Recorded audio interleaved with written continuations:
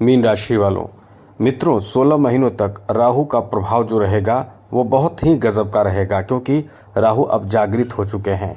अब ये जागृत राहु 16 महीनों तक आपको समझ ले कि वो फ़ायदा देंगे जो आपके इतिहास को बदल कर रख देगा, क्योंकि राहु ऐसा ग्रह है कि देते हैं तो छप्पड़ फाड़ देते हैं, नुकसान भी करते हैं तो बहुत बड़ा नुकसान करते हैं, और ये बहुत ज़िद्दी ग्रह माने जाते हैं। आपको इस समय सबसे ज़्यादा किसी चीज़ की ज़रूरत होती है तो वो है पैसे की, धन की, और राहु यदि अच्छा हो तो आपको इन चीज़ों के लिए सोचना नहीं पड़ता है। अब ऐसे में राहु पावरफुल स्थिति में आ चुके हैं, क्योंकि राहु अब जागृत हो चुके हैं। तो जागृत ग्रह का प्रभाव बहुत ज़्यादा होता है। वही जागृत ग्रह यदि नुकसान करने लगे तो बहुत इंसान परेशान हो जाता है, एकदम से इंसान को तोड़ देता है। लेकिन डिपेंड करता है कि कौन सा ये ग्रह है।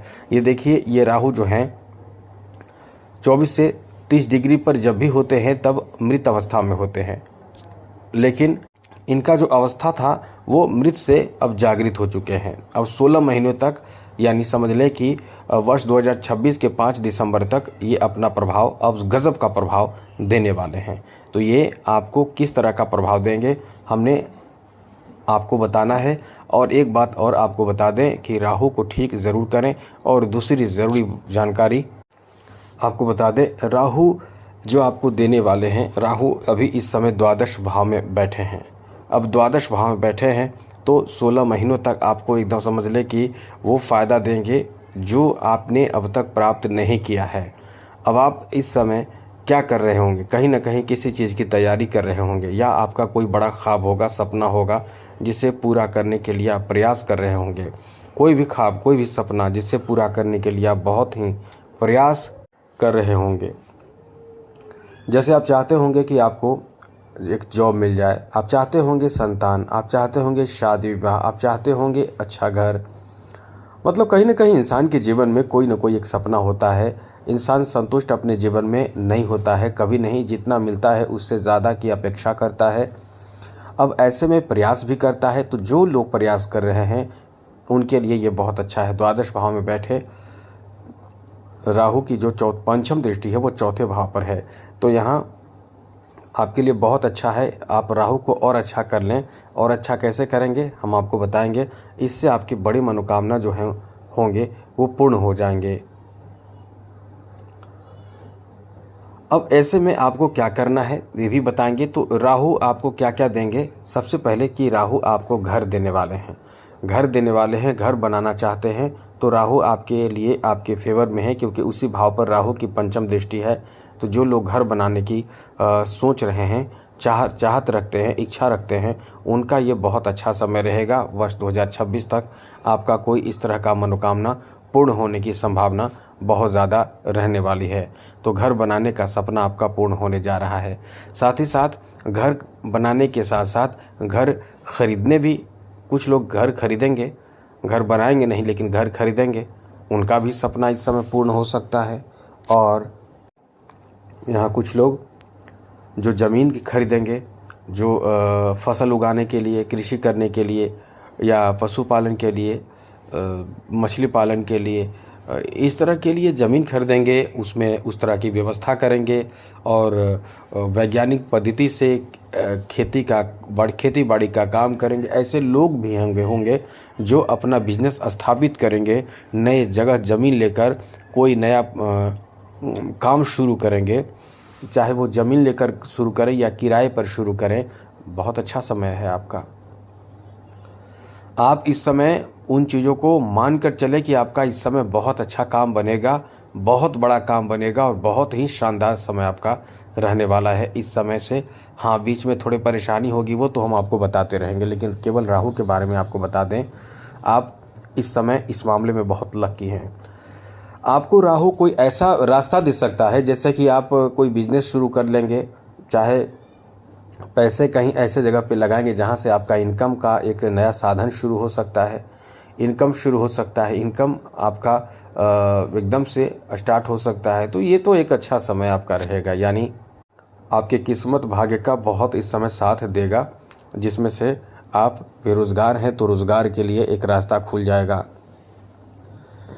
यहाँ तक कि आपको कोई इंसान भी मदद कर सकता है। अपने लोग होंगे, आपके परिवार के सदस्य होंगे, बूढ़े बुजुर्ग होंगे, वो आपको जॉब के लिए, बिजनेस के लिए कहीं ना कहीं फाइनेंशियल मदद भी करेंगे। इसलिए आपके लिए कह सकते हैं कि बहुत अच्छा समय है।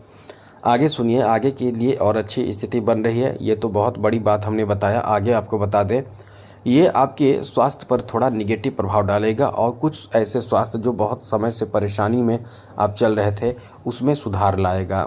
हाँ, यहाँ थोड़े से निगेटिव बातें भी हैं जो आपको ध्यान रखना है कि बहुत ज़्यादा खर्च होगा। तो खर्च होगा तो सही जगह पर इन्वेस्ट करें, एकदम ऐसे जगह पर इन्वेस्ट करें जहाँ सेफ़ है, पैसे आपका सेफ़ रहे, क्योंकि राहु आपके पैसे निकाल देगा।